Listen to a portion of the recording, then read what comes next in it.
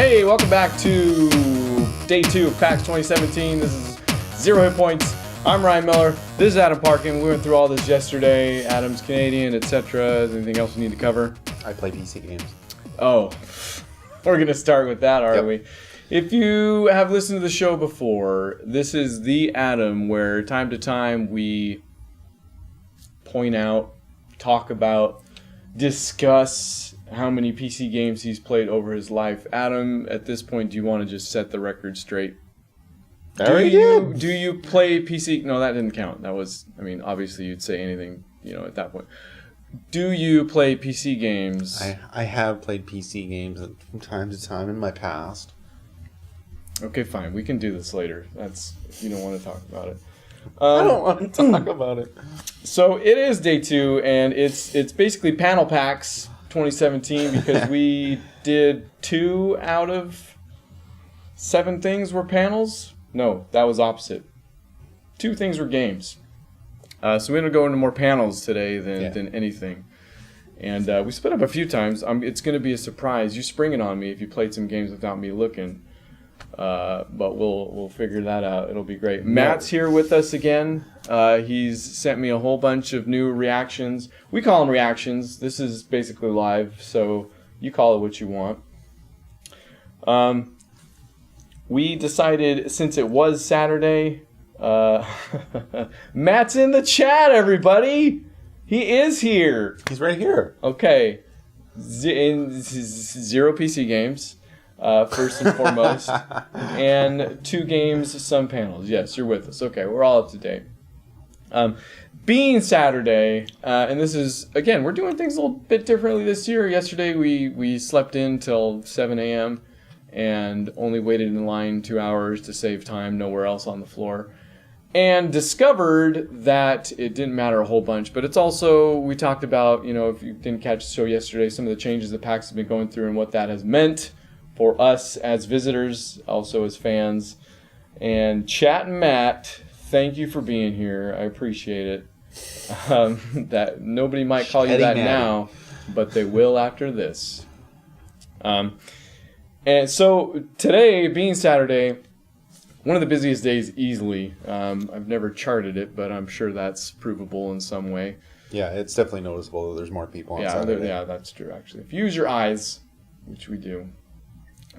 So I thought it would probably be more beneficial to go to panels. It's not as bad as my first year at PAX where I didn't know the show floor existed.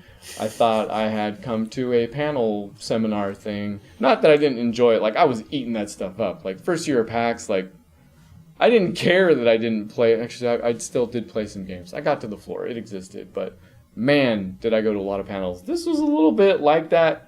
Thank you for the heart emoji, Matt. I'm not going to ask you what that means live on the air, but we can get back to that. Oh, okay, well, that makes a little bit more sense now, taken in context. So, the first panel we went to, though, was, it wasn't as smooth of a start. We split up at the very beginning. I ended up in line. I mentioned yesterday that I was going to try to get to some of the VR stuff. Bethesda's got Fallout 4, Elder Scrolls, and Doom on VR. I want to get Doom. I probably could miss the other 2 and be fine. But I got there. First thing I went to, again, I only showed up maybe 8:30. So it wasn't a big jump start on the day either way for waiting in that line. Only an hour and a half. That's PAX for you. So I get to the VR line, and it's a 6-hour wait. Which is funny only that the line wasn't capped yet, I guess. Maybe. Yeah. Usually you get there and it's capped at 3 hours. You're like, oh, that's okay. It's 3 hours anyways. This is just like, nope, not capped, but 6 hours. Here you go. So I was like, okay, I'll try Wolf 2 then. 2-hour wait. Which, in days past, I feel like I'm just becoming spoiled or something. I don't know that I see a 2-hour wait and I'm like, no, I don't want to. It's too long. Like, how long do we wait in line for like Borderlands? I don't think I've actually stayed in line for Borderlands. Well, la-di-da. See, unlike you, I'm not crazy and will stand in line for several hours to play a game for 5 minutes. Wait, you've definitely waited in line with me for several hours to play a game for 5 minutes. What's the longest you think we've spent in line at PAX? in Canadian hours to make it easy. Yeah. Without the So what's the exchange rate? Yeah, no, that's fine. Just go with whatever. The I sun don't know. moves, Probably the sun moves hours. around the Earth in a different way in Probably Canada. a couple hours. I think, honestly, though, we have spent more time waiting for PAX to start than we have, like that initial period of waiting before they open the expo hall, than we have in any one single line. Because, I mean, there have been years where we've, like, shown up, like, 3 hours early. Sure, like tomorrow, probably. You have fun. I can't see the emojis from this far away. I think it's an eggplant. Again, we'll talk about whatever that means later, Matt. But he also thinks a 6-hour wait is nonsense. And since it wasn't a PC game, this is going to be a thing. Don't worry about it. So, we ended up at the Gearbox panel, basically, what I'm trying to get to. Yeah, so it was kind of funny, because you were trying to go to the expo hall.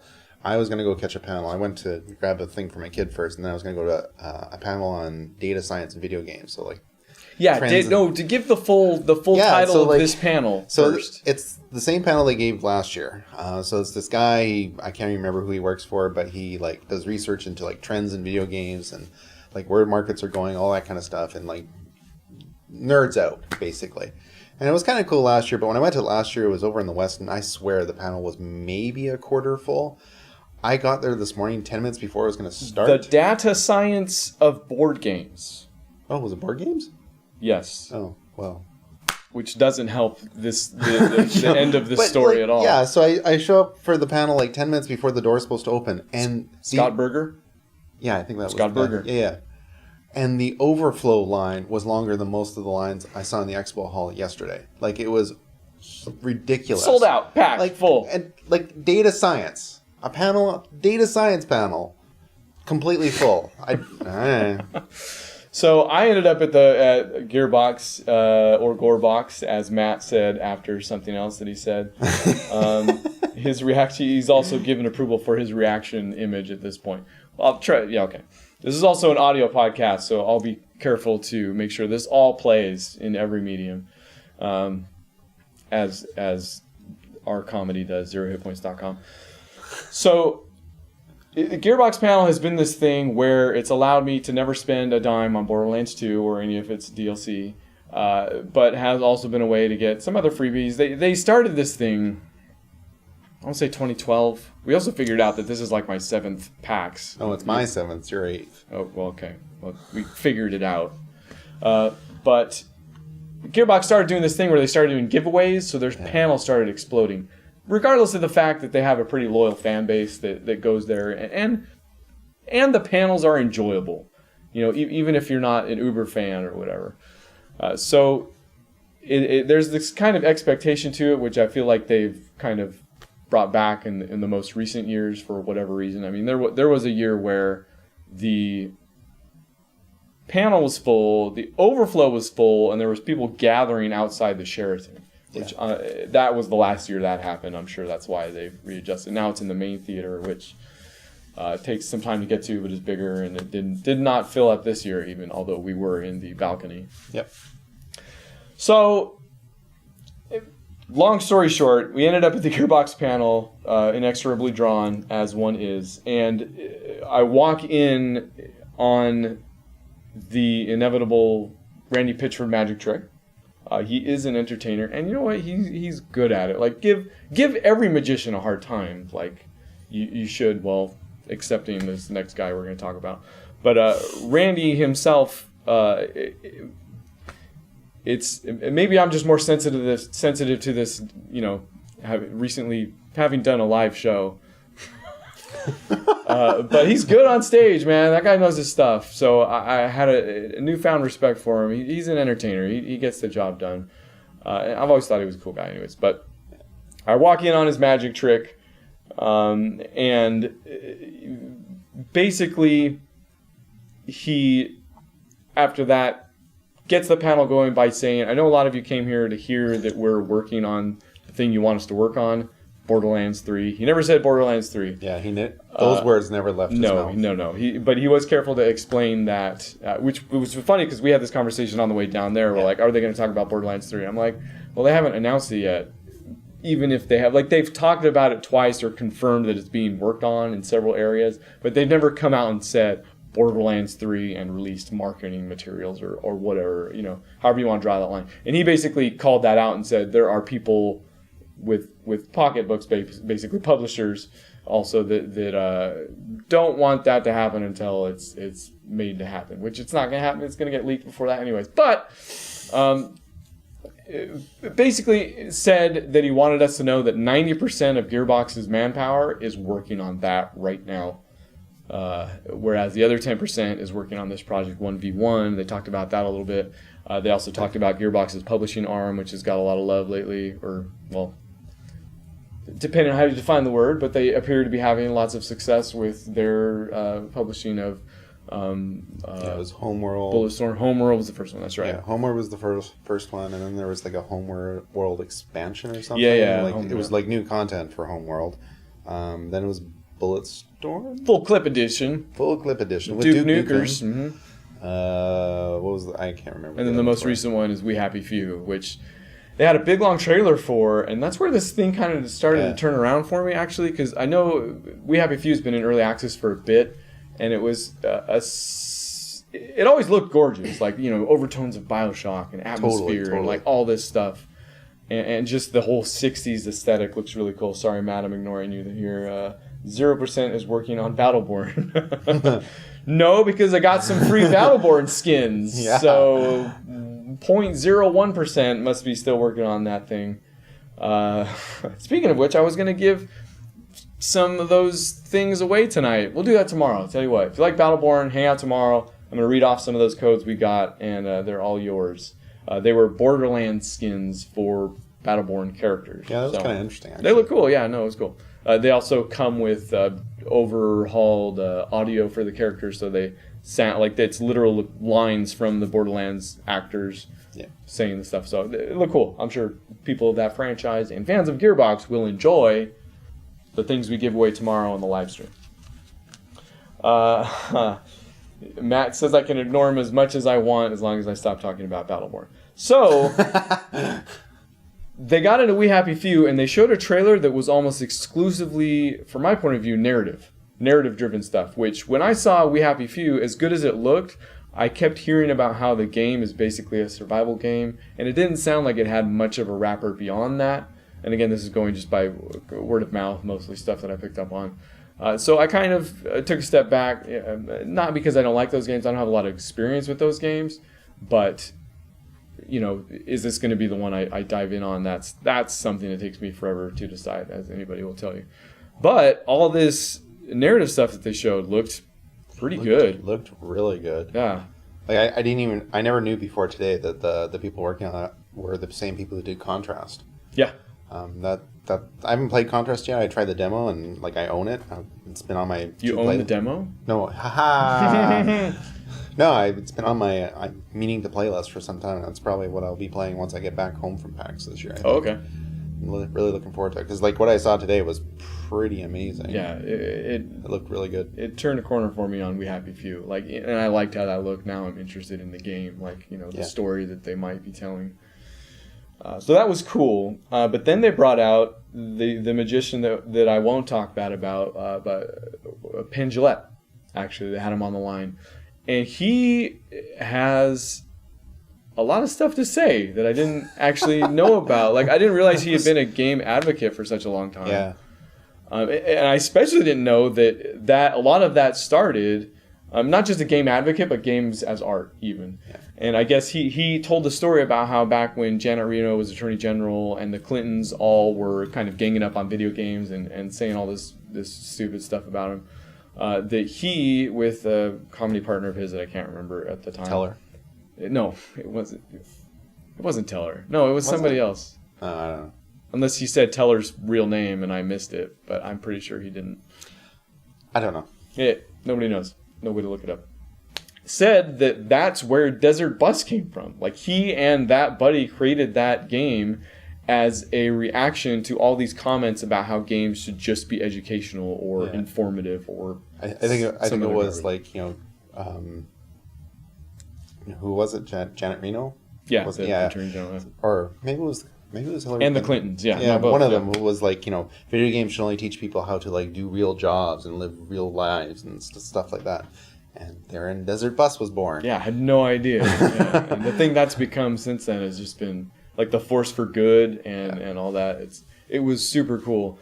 And he also went into a bunch of, like, if you can catch the stream. I know it's out there either, if not on Twitch, then probably on Gearbox somewhere. But he had a lot of cool stuff to say about like Shakespeare and, like I said, games in general. Really cool. Like more respect for that guy.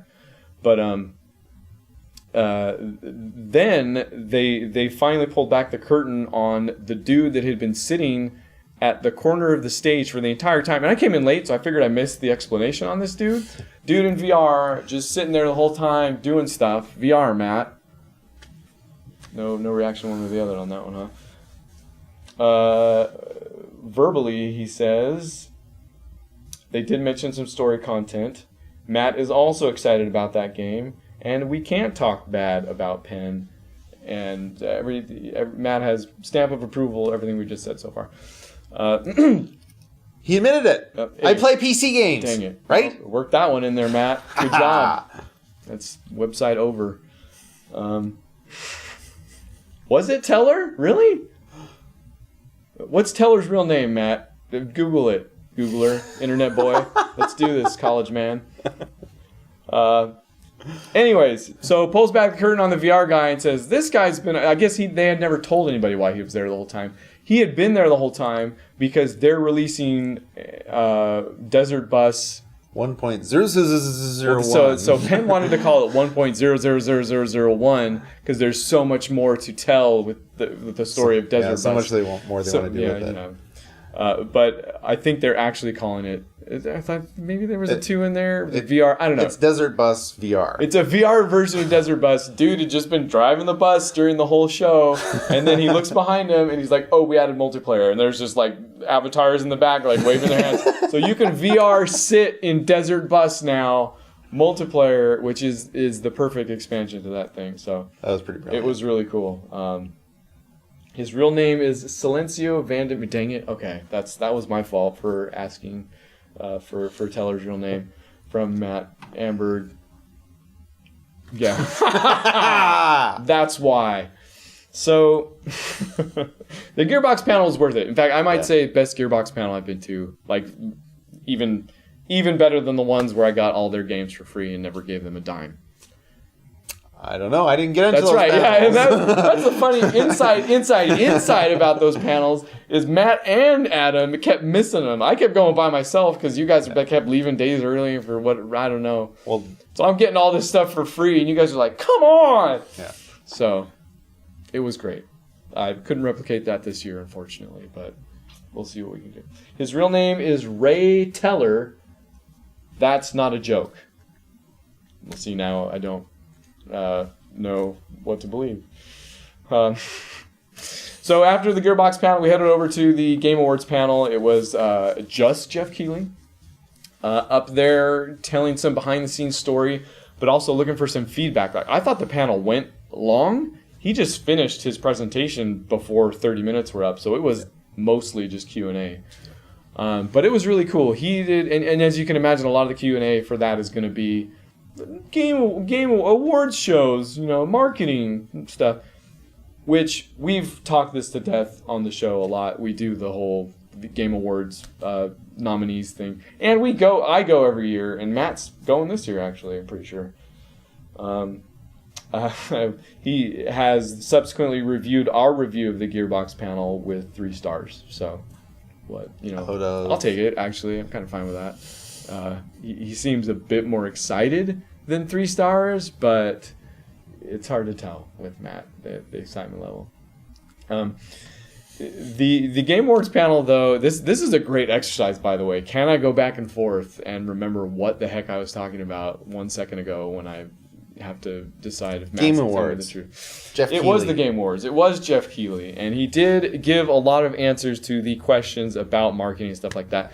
People brought up Hydrobot many times. Which if you didn't catch Hydrobot last year, you probably should catch Hydrobot last year, which I made a point of letting them know I met Hydrobot. And for all the cringeworthy stuff he brought to the show, pretty nice guy. He will stand there and talk to you, take a picture with you, almost like he's being paid to do it.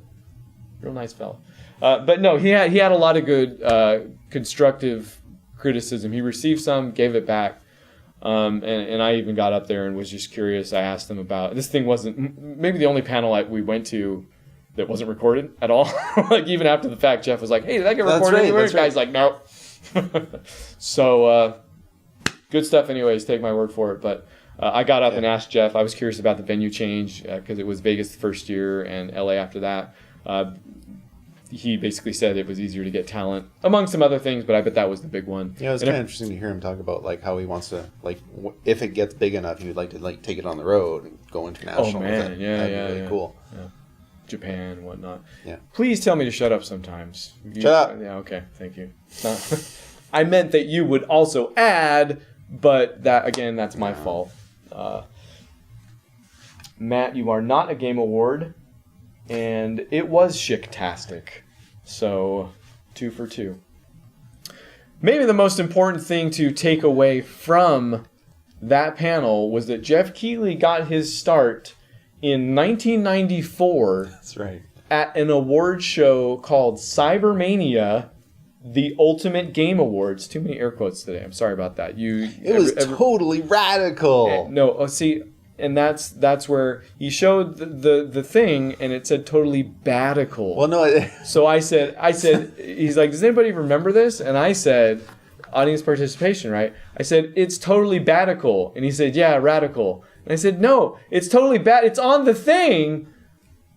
But that's not even the coolest part. That thing was hosted by Jonathan Taylor Thomas. Is that right? Home Improvement. The home kid from Home Improvement. Okay. Yeah. He's got 3 names. Why? I mean, it takes too long. Who do you think you are? And Leslie freaking Nielsen. All right? And apparently this thing exists on YouTube. You can watch this, and I haven't yet. Yeah, which is my fault. So many problems. Yeah, JTL, man. Yeah, right? Talk about badical. Dude. So look for that, but cool panel either way. It was cool to get some inside info and it was really cool. Like it was pretty clear that he's very passionate about the project. He cares a lot about it, and like he was completely open and honest with his answers. It was really pretty impressive, actually. He's got dude knows his stuff. Like totally. I mean, if you watch that production, no matter what you think of it, like the Game Awards specifically, and we know he's done stuff with Spike TV. He's been involved for a long time. But he's more involved, I think, than he's ever been. I mean, he fronted the money for the first year of the Game Awards. If you can't watch that thing and just think about like the amount of skills and that go into a production like that, which is my other question for him actually was like who does he credit for the look of that thing because it looks so fantastic. That was cool too. Do you remember the name of the dude? Leroy something? No, I don't remember. He's basically got the event guy that does like Beyonce concerts and like all this stuff. It made perfect sense. Yeah, Trent Reznor. Yeah, so. That was the dude. But Geoff himself, like, dropped numerous, like, historical, like you remember at the Grammys where Dave Grohl had to accept with or nearby Courtney Love, and they buried the hatchet there on stage, and all that. Like, and that was not the only one. There was like 2 or 3 other historical, like, award show moments that he rattled off. And I was like, man, this dude knows his stuff. Like, he's not only skilled in the actual production of it, but he's done the work, and he has. I mean, dude was doing his stuff at 94 in 94 when he was 13 years old. So I mean, I trust that guy with a lot of stuff, and check out that panel when it goes up. Never wasn't recorded. He had a cancer scare, man. JTT. Oh yeah, Game Awards. That's cool. Cancer. Cool. Wow. Gonna stretch those skills even more, huh, Matt? Then we ended up at a panel that was focused on reboots. And it had actually pretty, I would say, a star-studded cast there. Yeah, Warren Spector was there. Yeah. That was the big name. But also very appropriate panel people. Yeah. Richard James Cook was the kind of moderator. Randy Greenback from Friday the 13th, which they kind of fudged as a reboot, even though like at one point he even referenced the NES game, like, well, we kind of had to throw everything out. We're like, yeah, we never really thought that was a reboot, dude. Greg Johnson from Toe Jam and Earl, obviously. Yeah. Dave Oshry from Dusk and Rise of the Triad. He was a funny dude. And Rebecca Heineman from Old School Interplay. No, yeah, that wasn't her. There was there was another guy, because he was the guy who was the CEO of that company that's Night something. Oh yes, Night Tank, Night Dive. It was like something like that. It's the guys that are doing the System Shock 1 and 2 remake. I think it was just 1. No, they released System Shock 2 because that was in kind of purgatory. Yeah. System Shock being the franchise that was. He didn't mention this specifically, but I've heard was given to an insurance company, the IP, so that the publishers couldn't take it and mess with it after the fact. I think that was Warren Spector. Maybe it is System Shock 1 then, because for the System Shock franchise, because Warren Spector made a point of saying he didn't work on System Shock 2. That's right. But Night Dive, and I'm pretty sure that's what it was now, re-released System Shock 2 and is now currently working on the complete reboot of System Shock 1. Matt confirms that Keighly seems like a rad dude and that Greg Johnson is a funny cat. It's true. I can see that. That's fine. Looking forward to any funny cat videos. That's barely different, Matt. Come on. Just one note, dude. Night Dive. It is Night Dive. Thank you, Matt. You're not one note. I take it back. But they had a lot of cool stuff to say, especially having Warren Spector on one end of the table and the people remaking his game on the other end. Warren Spector, always fun, had a lot of good stuff to say. And it's not like they got into it really that much, but good stories were told, and they didn't get too deep into kind of what makes a reboot good, which I feel like is the question that people get a lot. It was more about like, how do you know when to do a reboot? Yeah, and how to do it, like, how do you know what to keep and what to throw away? Yeah, I guess they did get into that a little bit. Sort of the design trade-offs.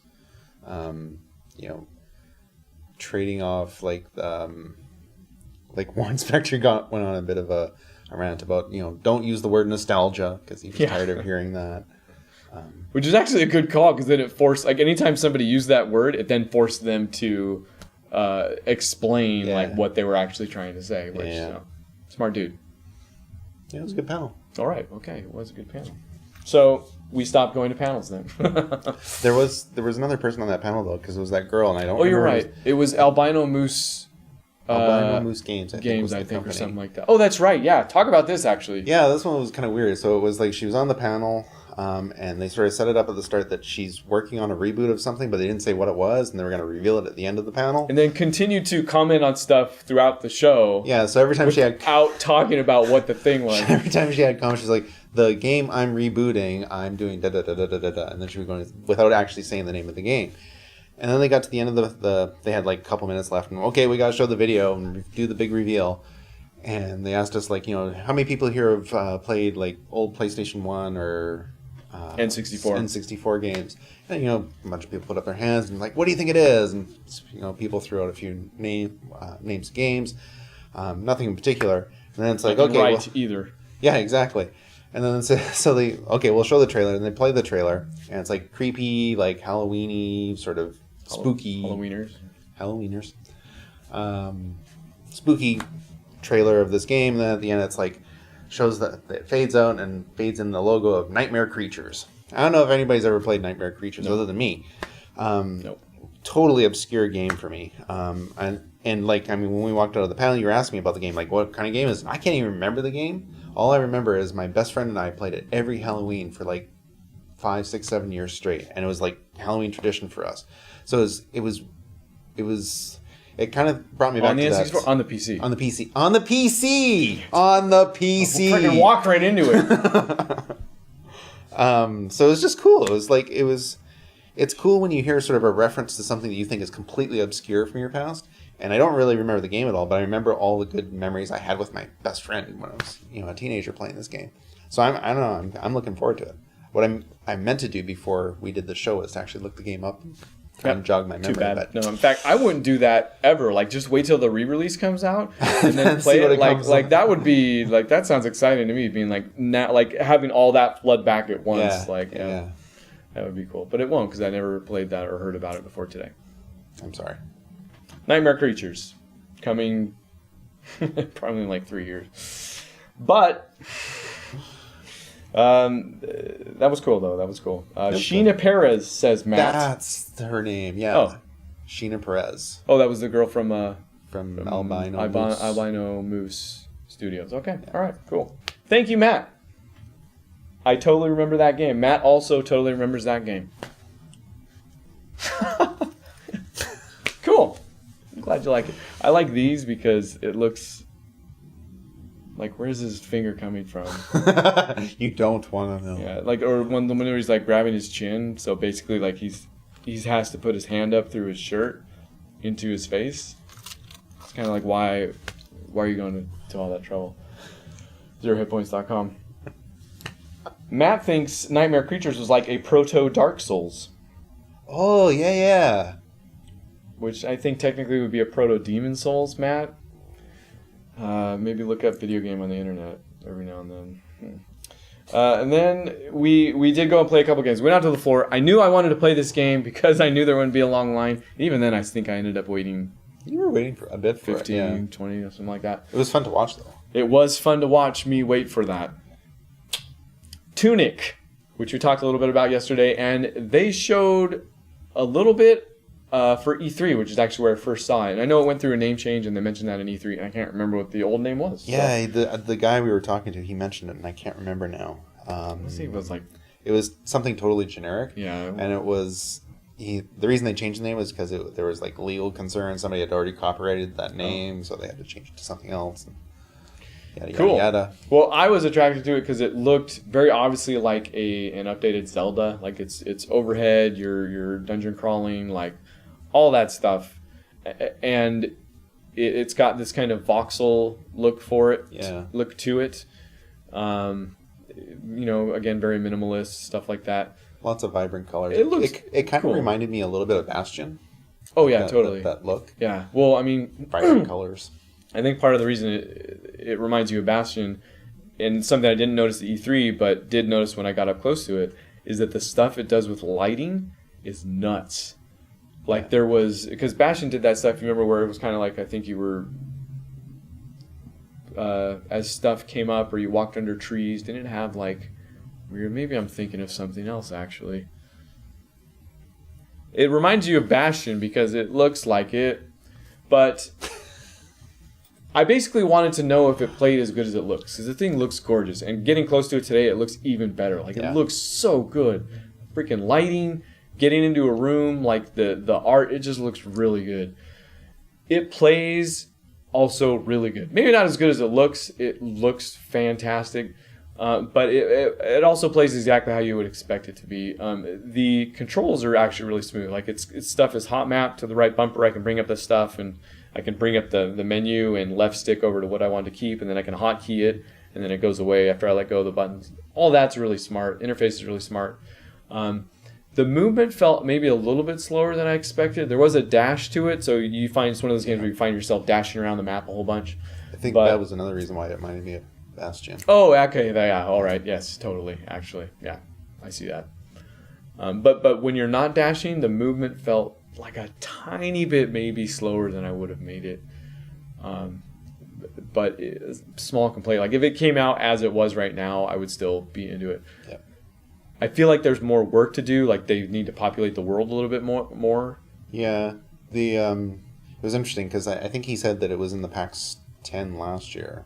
Yeah, they were at PAX last year too. Yeah. And there was a bunch of people who were like, "Yeah, we played it last year. Oh, this looks so much better this year." But yeah, it's even with like it was here last year, it's here this year, and he said it's still not going to come out until at least next year. So there's still. I'm glad. No, that's the game where I feel like they could put it out like it is now, and it'd be one of those games that looks great, and you can kind of, for me anyways, like we've talked about this just yesterday, can forgive some of that because it looks so good. Yeah. And as long as it does Zelda relatively well, you'll be happy because it's kind of checking those boxes and it's scratching that itch and you're getting what you want. But if they spent the extra time on it, like this could transcend that, I think. Like if they did it really right. And there's also there's this unknown language to it. Like everything, like all the signs you look at are all in a different language. And he didn't want to talk about how that figures into the game too much, but it sounded like that. He said there were some of it would appear to be English.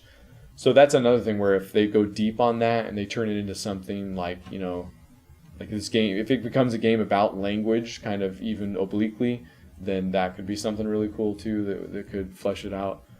So yeah, I'm happy that it's not coming out for a while. Polish it. Yeah, for sure. Matt, Proto, shut your ham hole. Secret Legend was Tunic's original name. That's it. Yeah. And it does look gorgeous. Matt agrees. But also, I found out, and they were doing the passport thing too. We talked about Bethesda's doing the passport thing, where they had you can check things off the list, then you get to spin the wheel, which might still happen because 3 things on that list are pretty easy to do. And I'm thinking I'll hit VR tomorrow first thing if I get up early. But after that, they gave me a passport. They're like, yeah, if you play our other games, you get a poster. And at first I was like, yeah, poster. And then I thought, well, my daughter liked posters. So I looked at the other games. What's that? Think about the children. Think about the children. But I saw one of their other games was A Night in the Woods, which I've heard about from other people already. So I was like, oh, okay, cool. And then I realized you played some of it yesterday. Yeah, we were kind of, so their booth was right across from a merch booth we went to go to. And we had literally 2 minutes to kill. And so I tried it for just a quick second. And then we had to jet to get to something. It's an adventure game, so you can imagine how it's not a quick play. Yeah, this might be cool if I had time. Gotta go. Yeah. But I spent a good chunk with it this time, especially because I had heard of it before. And it starts off with this kind of story that's really poetic. It's not rhyming or anything like that. So you're getting fancier than that. But it's actually written really beautifully, I thought. Like didn't come off as trite or anything. And every now and then it gives you a line that you switch. So you're kind of writing that line. And it's almost choose your own adventure. Yeah, a little bit, except I noticed since you did that part that some of the stuff that even when I switched, I still got some of what you got, and you were just mashing through it. So again, 2 minutes, got to get out of here. It's one of those things where obviously, I mean, we could talk about that forever, like the illusion of authorship or what is actually there. But the fact that it was well written, no matter what you did, is still putting it ahead. You get into the game; it is an adventure game. It's kind of a cutout type animation. It's 2D. Yeah. So I don't want to say platforming. You are jumping on things, but there's platforming, but it seems to be ostensibly an adventure game. Yeah, pretty much. Yeah, like you talk to somebody and they say some things, and that makes you think you got to go here and do this thing, and then you go back to them. Yeah, there was a couple times where you triggered some dialogue, and I was like, well, that sounds like an objective. Yep, that sounds like an objective, which isn't necessarily hard to figure out. Despite what Matt might think. And yes, Matt does point out that adventure games are Ryan's fave. Lately, go check out the show, the podcast, whatever. I've come to a realization where I've had to kind of step away from adventure games. Like we kind of both got burned out on Telltale stuff. And then I recently played Secret of Monkey Island and could love it for what it was and kind of saw where it came from, but by the end was like I fall asleep during adventure games. Like they don't engage me enough at times, or I have to be. It's like I have to be in the mood to read a book, type thing. Yeah. Which we all know how that goes. Reading. Yeah. But I like them at the time. But I finally got to the point where I don't think I need to pretend that I'm into this as much as I am anymore. Like I love the things I love of them, but maybe I need to step back for a bit. I didn't actually get that feeling with this, and maybe that's because they did interject a lot of platforming. And if you think about adventure games, you're not even Telltale stuff, which is the premier adventure game of today, you could say. You're not. There's no action that you're directly inputting. Like there will come up those moments where you have to like, you know, move the cursor and hit the button, right? Yeah. That's Telltale. I mean, it varies from Telltale to Telltale. I've heard Batman is a little bit more actiony than even that. Oh, like this. Have you played Batman? Yeah. Oh, okay. All right. See? Yeah. But this game is very much more immediate. Like the first objective I had to do was go get a Coke for this dude. So I go to the thing, the vending machine, Coke. I hit it and it comes out, but I'm moving the hand that's going up and grabbing the Coke. So I go up, I grab the Coke, and then it just stays there until I pull it all the way out of the frame. So I'm actively doing stuff that's bringing it out, and then it advances, and then there was literal platforming. But still, I made sure and go and read all the stuff that was in there. Like the every time there was a prompt, I read through it all, and it just seems really well written. Like I was getting into the story even within that short time. Like you're this cat that's come home from college, the sophomore year of college, and he's visiting his old town. He or she, actually, not sure. May was the name. I feel like you can go both ways on that one. It was probably a girl. I don't know. I didn't see any gender specifiers there, but May, gender neutral.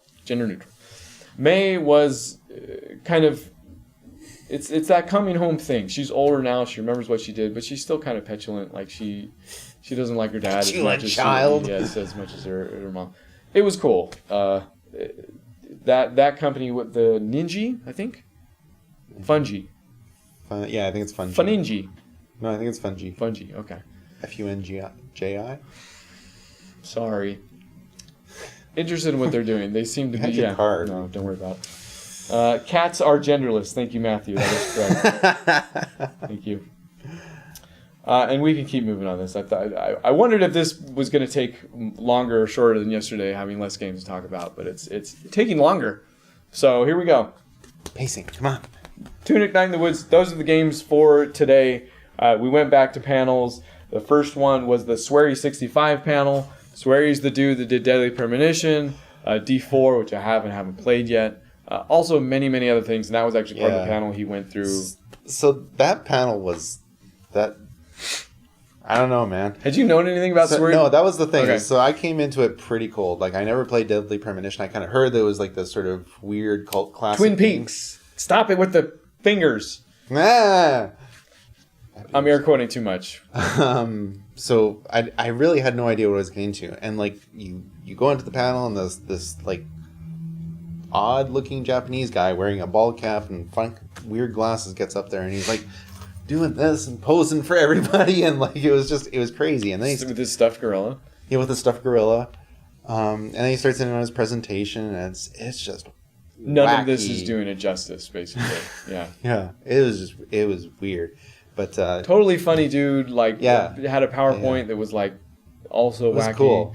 Matt, I don't know if Matt knows about Swery 65. That's non-committal. I still don't know if he knows about it. But he's just a wacky dude. Like, it just, I mean, there's no way to explain it really. Like, go.